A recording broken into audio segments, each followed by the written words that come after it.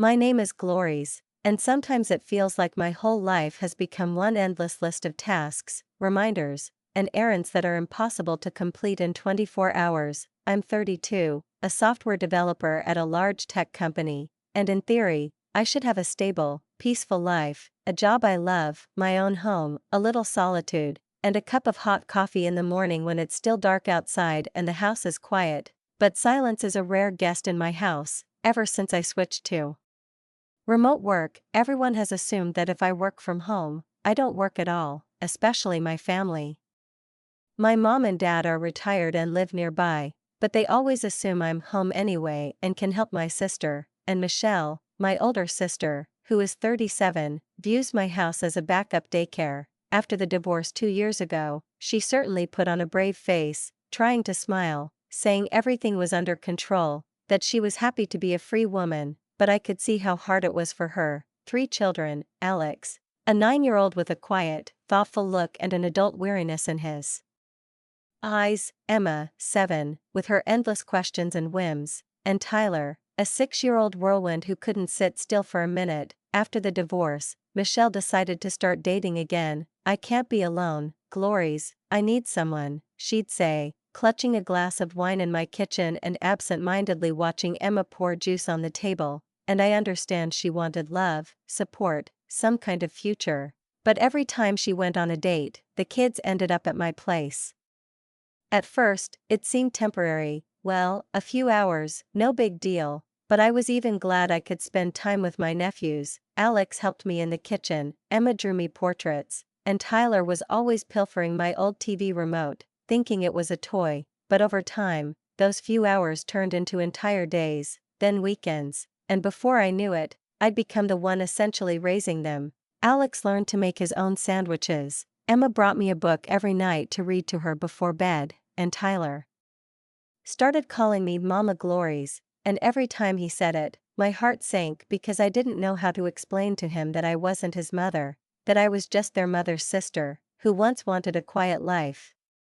Michelle, meanwhile, seemed to live in another dimension. She rented an apartment 20 minutes away, worked 20 hours a week at some marketing firm, and received a hefty child support payment from her ex-husband. I helped her financially, my parents helped too, and everything seemed to be going smoothly, but deep down I felt this balance was hanging by a thin thread. My nerves, my fatigue, my sense of duty. Every day began the same way. I'd wake up at 6 in the morning, pour myself a cup of coffee, and sit down at my laptop while the house was quiet. An hour and a half was all I could snatch before the doorbell rang, and Michelle, out of breath, with the kids and backpacks, would quickly say, "Sis, I'm running, you're the best, I love you," and disappear.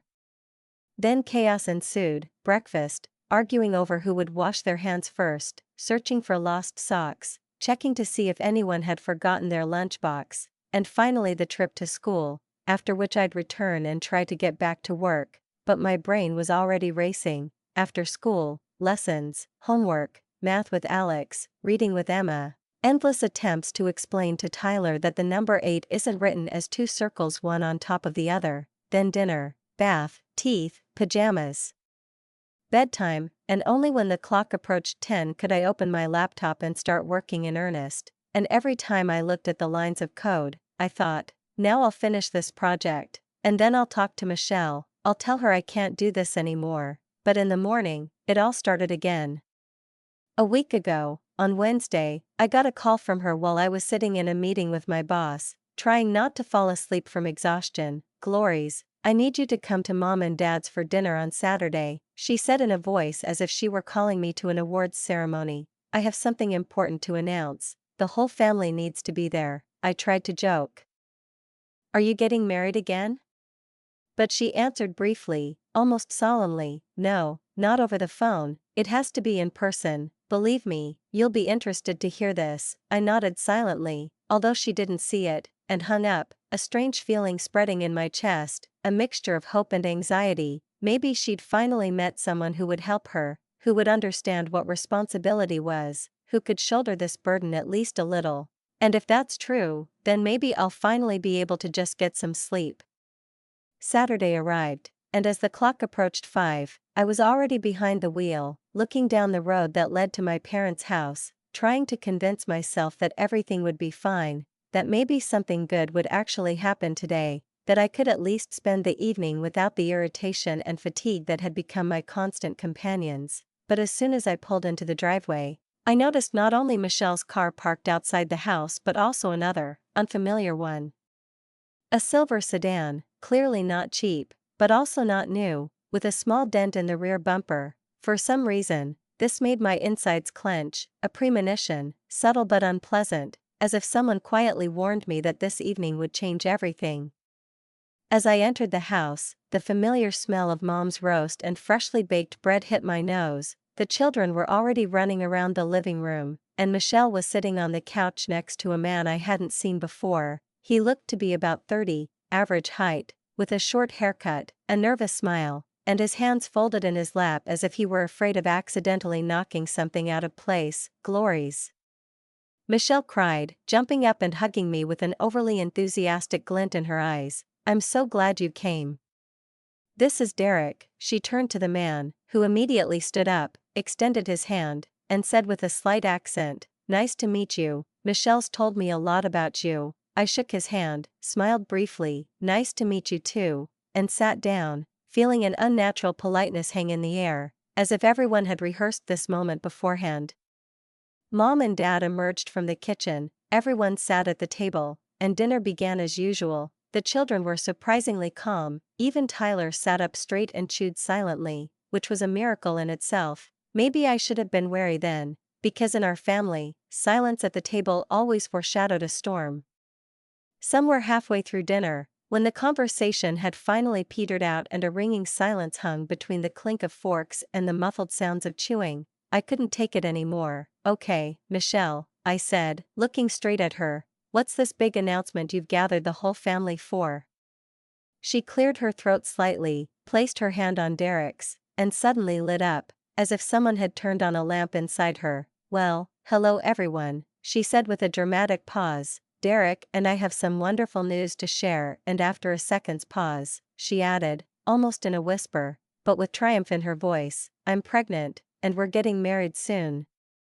Silence fell on the room like a tightly closed door. 5 seconds, maybe 10, and suddenly her parents screamed with joy and rushed to hug her. Mom burst into tears, Dad clapped Derek on the shoulder, and I sat there as if I'd been scalded with boiling water. I couldn't get a word out. My sister, who barely managed 3 children, working 20 hours a week, living on child support and my transfers, was now going to have a 4th child.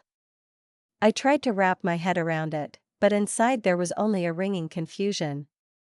"Congratulations," I finally exhaled, forcing a smile. "Wow, that's great news." Michelle nodded, and then, slightly casually, as if in passing, added, "Thank you, Glories, but that's not all." She turned to me and smiled that calm, confident smile of hers, the one that made my palms itch. "I already knew what was coming. I need you to take care of the kids for a few months while I go through pregnancy and recovery." I nearly choked on my water. "What?" I asked, looking at her as if she'd just told me she was going to Mars. "Temporarily, of course," she continued evenly, "so I can focus on my health, on the baby, and then, after the birth, I'll need time to adjust." I set the glass down on the table, slowly, so as not to throw it. "Michelle, are you serious?" I asked. Her smile faded. "Excuse me," she replied quietly, a hurt note now. "You expect me to take care of your 3 kids for months? On top of everything I already do for them? I feed them, I take them to school, I do their homework, I buy them clothes, pay for their activities, I practically live their lives while you're busy arranging yours." Michelle's eyes filled with tears. "I can't believe you're so selfish, Glories. All I'm asking is for you to help me through a difficult time, and you act like we're strangers." I turned to my parents, expecting them to set the record straight as usual, but my mother looked at me as if I'd just said something shameful. "Glories, you don't have children of your own," she said coldly. "You don't understand how hard it is to raise them." I gripped the edge of the table. "Don't understand?" I repeated quietly. "For the past year, I've been caring for Michelle's children every day. I wake up before the sun so I can work before they wake up. I put them to bed, I live with them, what exactly is it I don't understand? Dad interjected, calmly, but with that special tone that always irritated me the most. That's different, Michelle needs our support right now. What about my support? I blurted out, what about my life, my work, my sleep? Or don't I have the right to be tired? Mom shook her head. If Michelle wants to have another child, she should be able to do so without criticism from her family, she said, looking at me like I was a rebellious teenager. I stood up slowly, feeling my insides boiling, then let her do it without my help, I said, trying not to scream. I grabbed my purse, a chair scraped across the floor, and the children froze in fear. Michelle burst into tears, Mom screamed my name. Dad said something about family responsibilities, but I was already heading for the door, clutching my keys so tightly the metal bit into my palm. I drove home furious, gripping the steering wheel so tightly my knuckles turned white, my insides seething with resentment and bewilderment, as if the world had gone mad and everyone close to me had suddenly decided I was simply obligated to have no boundaries. By the time I finally got home, it was already past 8, and my phone was literally shaking with incessant notifications, one message after another. As if every family member had decided to launch an attack on me. The first, of course, was Michelle. You're a terrible sister, how can you be so selfish? Then Mom, Glories, you should be ashamed, it's your duty to help your family. And then Dad, Michelle needs support now, not criticism, you're being unreasonable. I stared at the screen, feeling sick with each new line, but I didn't answer any of them, not a word, because I knew they'd turn any excuse I made into another excuse to accuse me of heartlessness. I simply placed the phone face down and, for the first time in a long time, allowed myself silence. I tried to convince myself that they would cool off, that they would finally understand how ridiculous Michelle's request was. After all, it wasn't just help, it was taking on 3 children for months, maybe a year, while she gave birth, recovered, fell in love again, and got her personal life together. I closed my eyes, turned off the phone, not on silent, but completely, to a black screen, and went to bed. For the first time in months, I actually fell asleep early, without the constant feeling of guilt about not getting everything done, without the baby's cries from the next room, without the worry that someone wanted something from me again. The next week was strangely quiet, almost unnaturally, not a single call, not a single message, not a single visit. Michelle didn't bring the kids, my parents didn't call to lecture me on family values, just me, my laptop, coffee, and a blessed silence that I was even afraid to break with music at first. I got up at 6, sat down to work. And everything went perfectly, as if life finally belonged to me again. I got everything done, reports, code, deadlines. For the first time in a year, I delivered all my projects on time, and my boss even wrote that he wanted to recommend me for a bonus, for excellent work and professional composure. I smiled when I read that letter, because this self-control had come at the cost of a near-nervous breakdown, but still, I felt proud. Finally, I was myself again, I was in control again. But, of course, I should have known it wouldn't last. Happiness in our family was always something like a temporary truce before another storm. That Saturday, for the first time in months, I allowed myself to sleep in. The house was quiet, the sun was streaming through the blinds, and I was beginning to think the day was shaping up to be normal when suddenly there was a loud, insistent knocking. At first, I thought I was imagining it, but the knocking came again, heavy, impatient, as if someone was trying to break down the door. I looked at my watch, 7 in the morning, my heart jumped, and I went downstairs, in my pajamas, my hair disheveled, went to the door, and peered through the peephole. Alex, Emma, and Tyler were standing on the porch, each carrying suitcases, real, packed suitcases. Alex had that blue backpack with a NASA patch sewn on, Emma was holding a pink suitcase with princesses on it, and Tyler was clutching a tattered teddy bear to his chest. I threw open the door, and the chill of the morning air rushed into the house. What are you doing here? I asked, incredulous. The children looked frightened, confused, as if they didn't understand what was happening. Alex held his sister's hand protectively and quietly replied, Mom brought us here. She said to wait 5 minutes and then knock. I froze. What do you mean, brought us? Where is she? I asked. Alex looked down. She put our suitcases by the door and said you'd take care of us, then she left. My head spun. She left you here? Alone? My voice wavered. We weren't alone for long, Alex said quickly, as if defending his mother, but we didn't know what to do. I took a deep breath, gathered the kids, brought them into the house, sat them on the couch, turned on cartoons, poured them orange juice, and poured them cereal. Emma sat silently, staring into her bowl. Tyler was still clutching his teddy bear, and Alex tried to pretend everything was under control, but I could see his hands shaking. Then I called Michelle. 1 ring, 2, 3, 10, and only then, a short sigh and an irritated voice. What? I almost screamed. Michelle, you left 3 children on my porch. Without adult supervision. Anything could have happened to them. She yawned into the phone. Oh, please, Glories, it was only 5 minutes, you were going to take them anyway. After all, I almost dropped the phone. Are you out of your mind? I said, suppressing the urge to scream. Look, Glories, I know you, she continued calmly. You'll give in and help me. You always do. Kids need stability. Stability?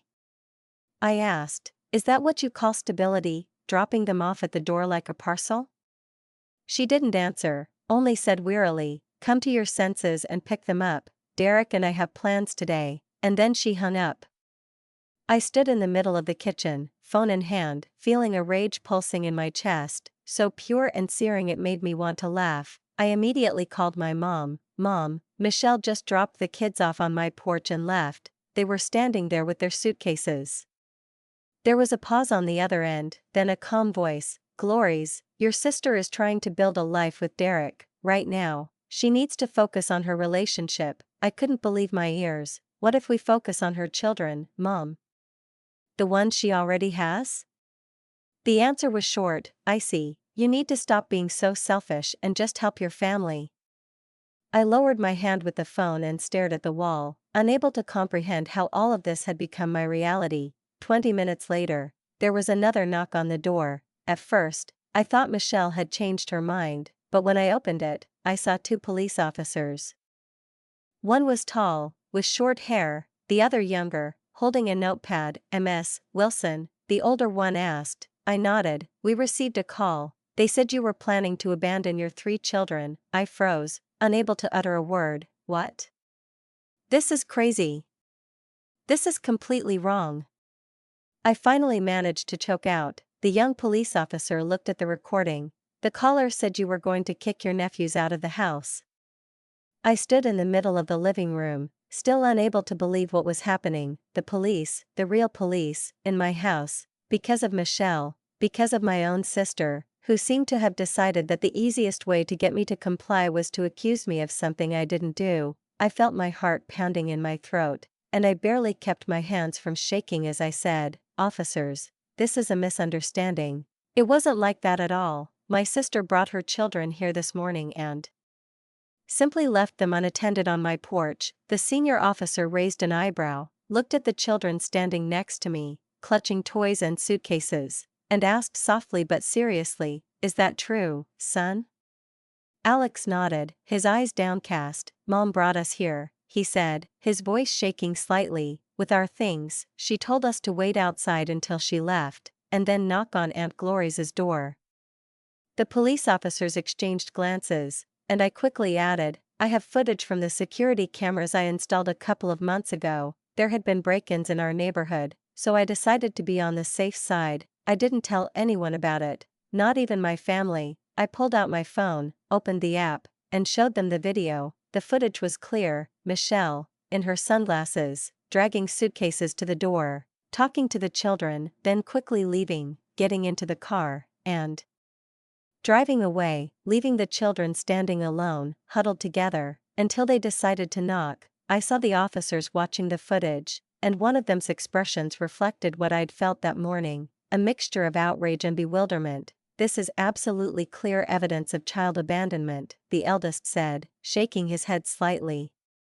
I sat on the edge of the couch, feeling a surge of determination building within me. I want to file a report, I said quietly but firmly. and I want this case referred to Child Protective Services." They exchanged glances, and the youngest pulled out forms. They wrote down everything: the time, the details, the names. They took statements from me and the children, a copy of the video recording, and promised that CPS would definitely contact me soon. One of them said before leaving, "The children can stay with you for now, but CPS will have to investigate this situation." When the door closed behind them, silence fell again in the house, but this time it was a different silence, heavy, thick, like the air before a storm. I looked at the three little ones, who had already begun playing on the floor as if nothing had happened, and felt a wave of pity and anger rise. Pity for them, anger at Michelle, and anger at myself, too, for allowing her to drag me back into her chaos.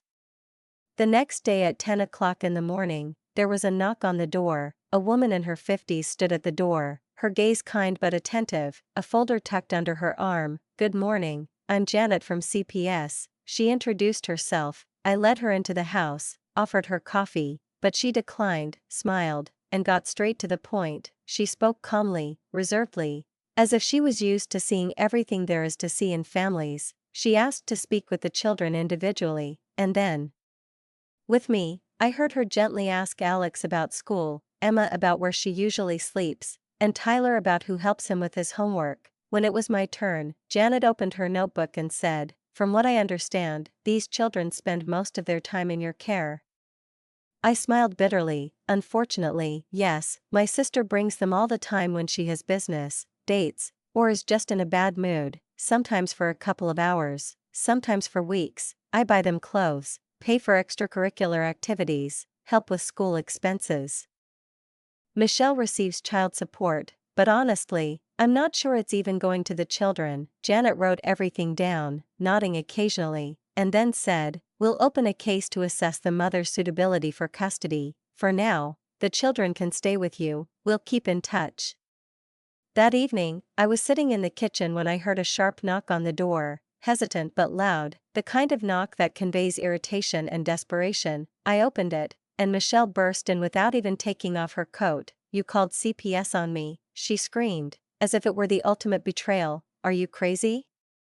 Do you realize they can take my children away?" I felt the blood rush to my face. "You left 3 children outside, Michelle, for 10 minutes, unattended. That's abandonment." She took a step toward me, her eyes filled with tears and anger. "Because of you, they could be taken away from me." "Maybe it would be best for everyone," I said quietly. Her face turned red, her lips trembled. "I'm going to take the kids home now," she screamed. "No, you won't," I replied. "The police and CPS said they have to stay here until everything is sorted out. You can't just take them away, you can't hide them from me." She nearly sobbed. "I'm not hiding them, you abandoned them when you left them on the doorstep." Michelle ran out, slamming the door so hard that the dishes in the cupboard clanged. Half an hour later, the phone rang. I knew who it was before I even looked at the screen. "Glories. You've ruined everything." Mom screamed, "Your sister's kids could end up in foster care."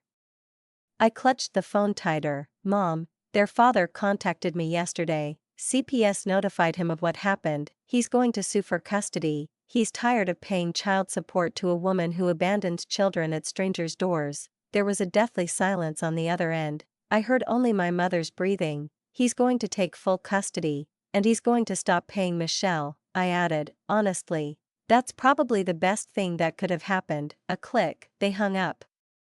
I put the phone down on the table and looked into the living room. Alex, Emma, and Tyler were sitting on the floor, eating popcorn and watching an old cartoon, laughing in unison. For the first time, they looked relaxed, happy, as if they finally had an adult by their side who wouldn't disappear, scream, or abandon them at someone else's door. And in that moment, I realized, it was just beginning.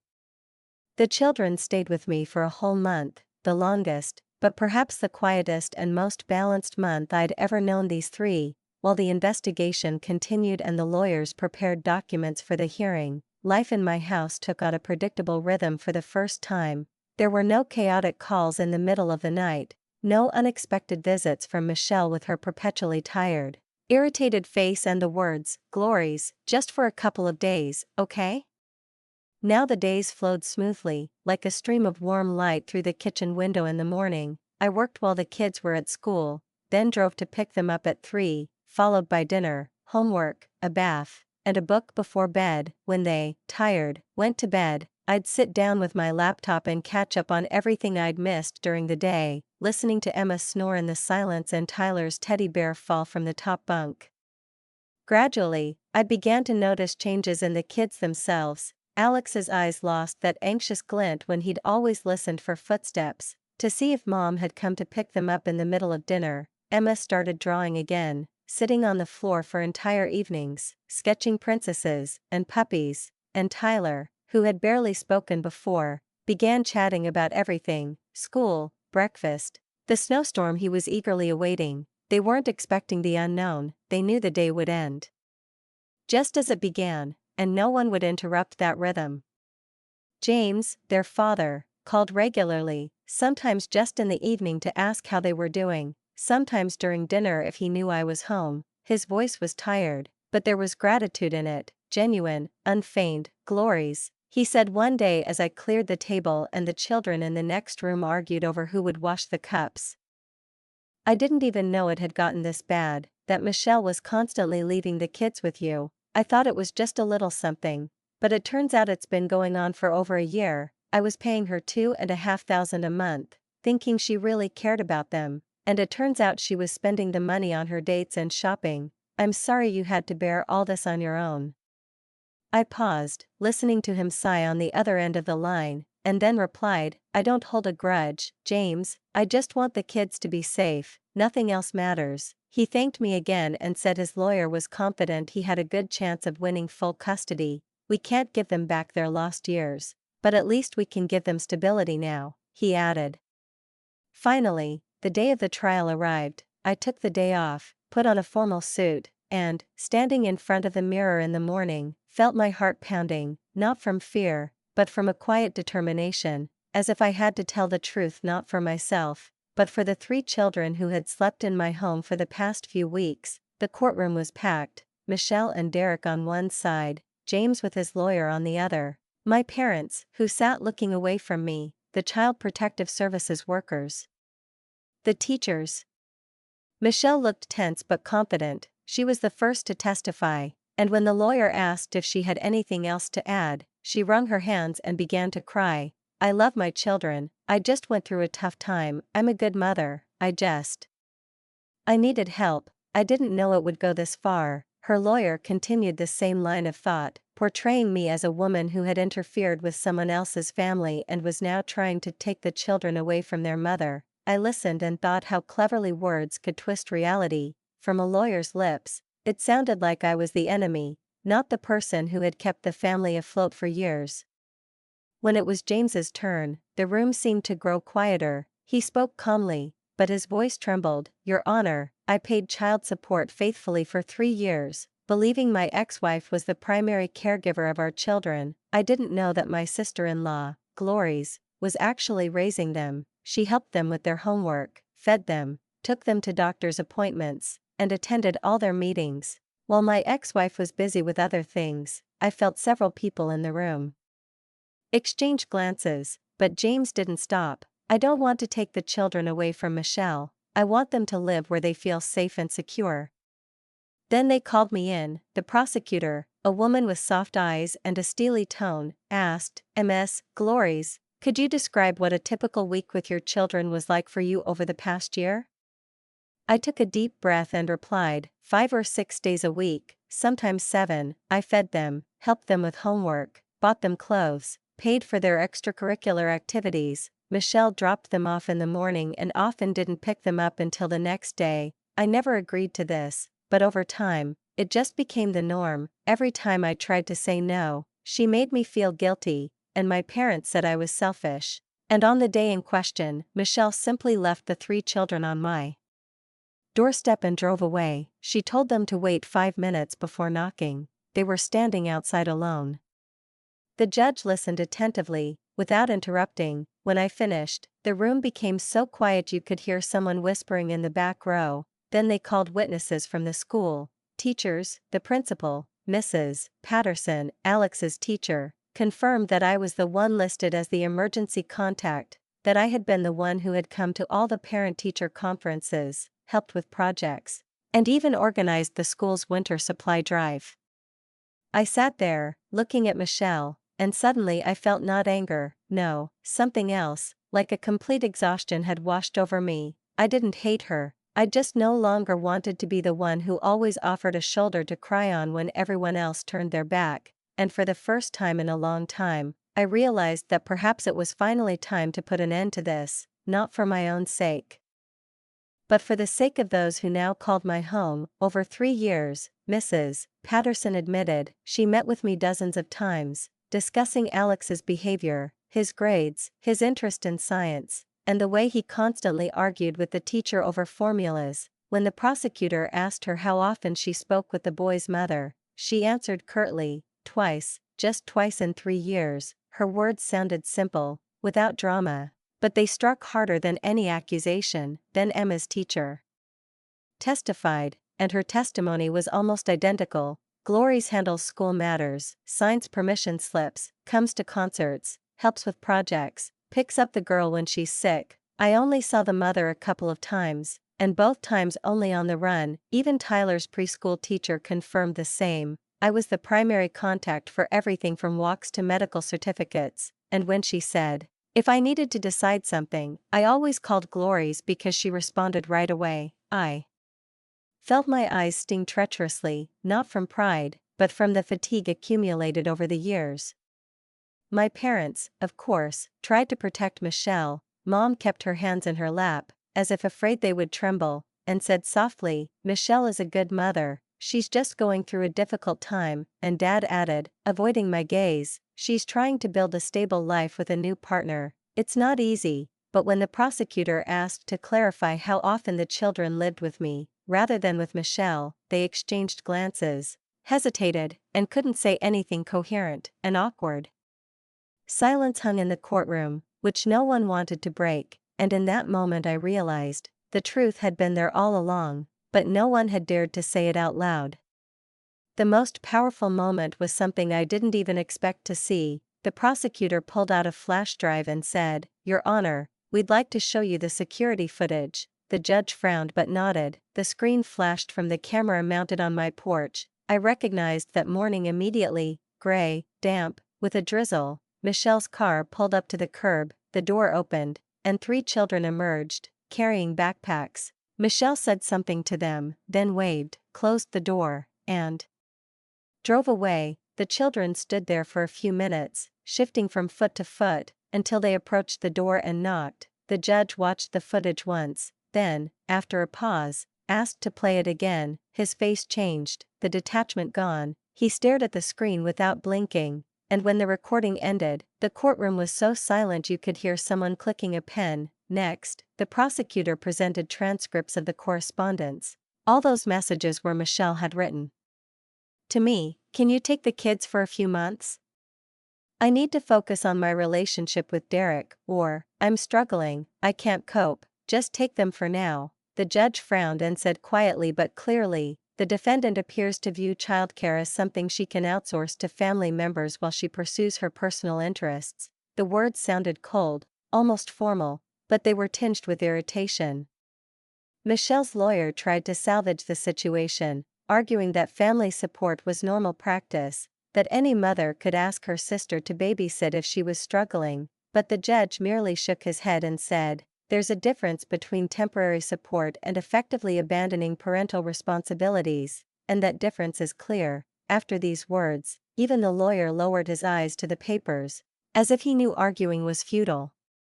The 2 days of hearings dragged on agonizingly, and yet, when the judge finally retired to deliver his decision, I felt not anxiety but a strange emptiness, as if the air had been sucked out of me. A week later, we were called back into court. Michelle arrived in a light dress, her hair loose, trying to appear calm, but her eyes were red, as if she hadn't slept all night. James sat next to his lawyer, clasping his hands, and I sat slightly behind him, my heart pounding in my temples.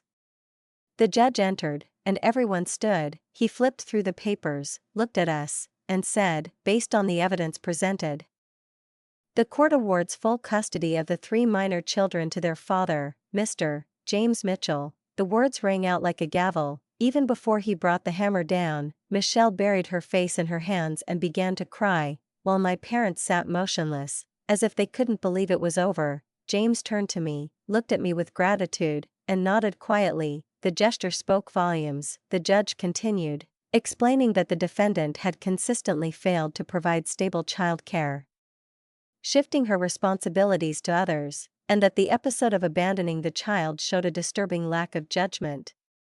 Then he added that child support payments would cease, and the father would assume full financial responsibility for the children. I sat there, feeling as if all the tension of the past months was pouring out of me, and for the first time in a long time, I allowed myself to simply exhale. It was over. A few weeks later, James moved the children into his own house, warm, spacious, with white shutters and old oak trees by the porch. He showed me photos, rooms decorated for each child, colorful bedding, books on the shelves, Alex's bike by the garage. The transition was surprisingly peaceful. The children always loved their father, they just needed the reassurance that he was there, that now everything was real. Sometimes they would come to me on weekends, they would make noise, laugh, raid my refrigerator, make their usual mess, and I only felt happy about it. Alex once said to me, "Aunt Glories, I sleep soundly now because I know where I'll be tomorrow." I've always remembered those words, they were worth everything I'd been through. And Michelle, she soon married Derek. The ceremony was quiet, without guests, without invitations. I wasn't invited, and I wasn't offended. On the contrary, I felt better because I could finally let it all go, without blame, without expectations, just let it go and move on with my life. A few months after the trial, I learned that Michelle had given birth to a 4th child, a girl. No one called, wrote, or invited me to the christening, and I hadn't even seen any photos. I only heard from a neighbor that the baby was healthy and looked a lot like Emma as a baby. My parents didn't speak to me. After the trial, it was as if they'd erased me from family conversations, and if I accidentally called my mother, my father would pick up the phone and say curtly, "Mom's busy," followed by a clicking sound, as if he'd simply put it down, while I kept repeating, "Hello." They accused me of ruining Michelle's family, of interfering where it wasn't wanted, but honestly, I didn't care. I couldn't and didn't want to make excuses. I did what I thought was right, and looking at my 3 children, finally safe, I knew I'd done the right thing. Sometimes protecting children requires decisions others won't understand, especially those accustomed to turning a blind eye to the obvious. These children deserved better than being a nuisance in their mother's personal life. 6 months passed, and everything around me gradually changed. For the first time in years, I felt like I was living my own life. After Michelle's divorce, I'd always been caught up in her chaos, the late-night calls, the requests to watch until morning, the endless excuses to my employer about why I was yet again behind on a project. Now, I could work calmly, without constant interruptions, without sudden messages from Michelle. Without anxious anticipation, I started sleeping in on weekends again, and for the first time in a long time, I felt like my life had a rhythm. I could make plans, not someone else's, but my own, and no one would ruin them with a single call. My career, which had been waiting for a break for a long time, suddenly took off. Without constant distractions, I started taking on challenging projects, not just the tame ones. My boss noticed this almost immediately. "Glories, you've literally been transformed," he said, smiling. As he handed me my promotion, I was now a senior engineering manager, and besides a raise, that meant access to the AI projects I'd dreamed of. The workdays were long, but they were satisfying, not draining. And for the first time in a long time, I came home with a slight feeling of pride, not exhaustion.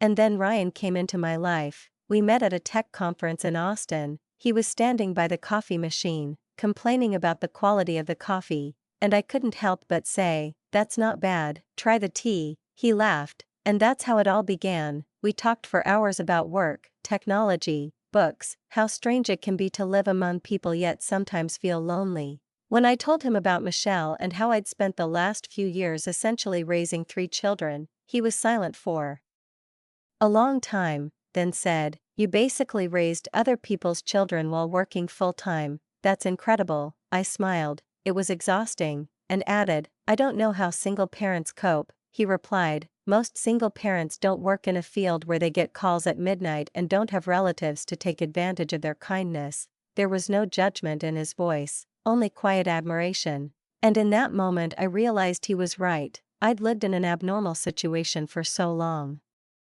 that I'd forgotten what normal life was like.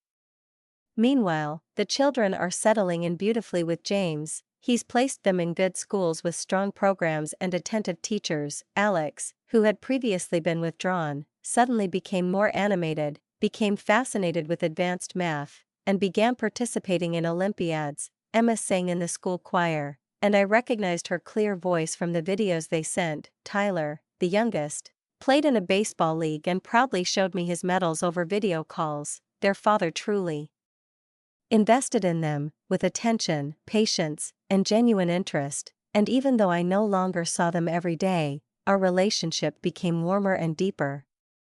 Every other weekend they came to visit. I no longer felt like an exhausted nanny, always trying to catch up on schedule. Now I could simply be an aunt, someone with whom you could go to the movies, have pajama nights, laugh at silly videos, or just sit on the porch and listen to the wood popping in the fireplace. Alex looked at me one day intently and asked, Aunt Glories, are you happier now? I laughed. Why do you ask? He shrugged. You look more relaxed, you're not tired anymore. And I replied, yes, honey, I'm happier. And you? Do you like living with Dad? Emma immediately interjected, yes. He makes dinner every night, helps with homework, and we don't have to worry about where we'll sleep. I listened and realized, that was what made it all worth it. Michelle, on the other hand, was going through a tough time. I heard from mutual relatives that her marriage to Derek was falling apart. Taking care of a newborn without anyone else to care for the older children was proving much harder than she'd imagined, and now she had to work too. The child support payments had stopped, and Derek, who worked in sales, wasn't bringing home the income she'd hoped for. My cousin Lisa once told me that Michelle had asked her to borrow money for diapers and baby formula. I listened to this without malice, rather, with the bitter feeling that life had finally shown her what I couldn't explain in words. She had built a world in which children were an obstacle to her happiness, and now she herself found herself in a life where no one would lend a shoulder to cry on, and, as strange as it may sound, for the first time in many years, I felt not resentment for her, but pity, a quiet, non-judgmental pity, like pity for someone who had backed herself into a corner.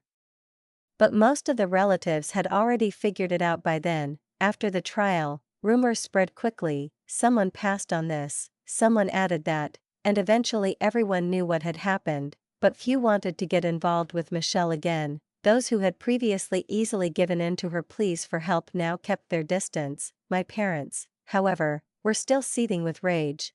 I stopped waiting for their calls and stopped trying to explain. They were so confident in their version of events that any word from me only triggered a new round of accusations. At some point, I simply let go. I stopped communicating. It was painful, but strangely liberating. I was tired of feeling guilty every time I tried to set boundaries, tired of making excuses for not wanting to be convenient again.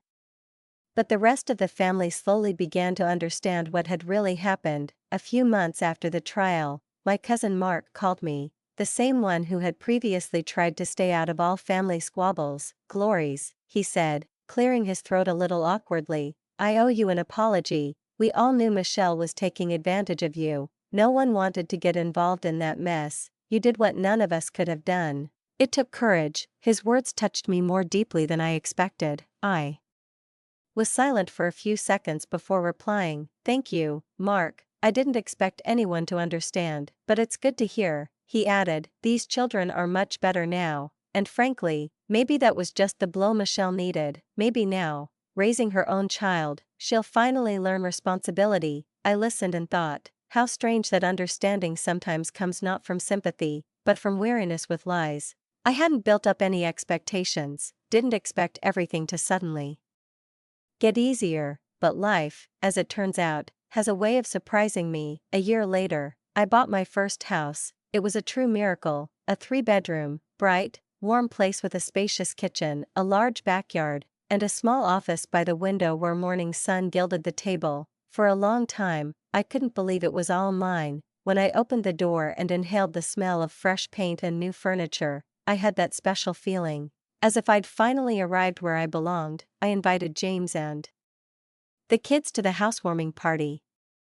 They burst in noisily, shouting and laughing. Emma, as soon as she stepped through the door, shouted, "Aunt Glories, this place is absolutely amazing," and immediately ran across the backyard, with Tyler chasing after her, shouting that he could be the first to have the room with the view of the tree. "Thanks, buddy," I laughed, hugging Alex. "You'll always have your own rooms here when you arrive." James stood in the doorway, watching the children, then quietly said, "Can I speak with you for a minute?" We stepped aside, and he looked at me with an expression that was a mixture of gratitude and exhaustion. "Glories, I probably can never thank you enough for what you did. I know it cost you your relationship with your parents and sister." I shrugged, but he continued, "I understand that those were unhealthy relationships, and, I think you're actually better off without all that drama." I nodded, he smiled, and added, "The kids are doing great. Alex got an honorary position at school.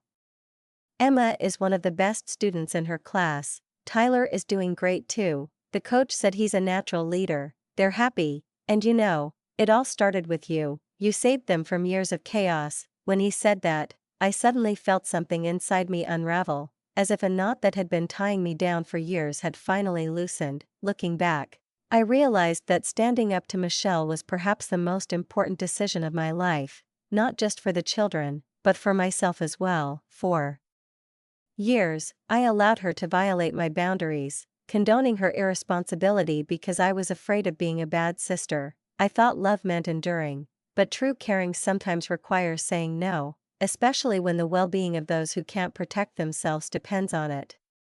Michelle always assumed I wouldn't refuse, that I'd be there, always available, ready to pick up the pieces if she ruined everything again. She went so far as to literally leave the children in my arms, confident that, as usual, I couldn't refuse, and for a long time, I really couldn't. I thought that by helping, I was doing good, but there comes a time when you have to choose. Either you continue to play along with someone else's dysfunction, or you protect those who suffer from it.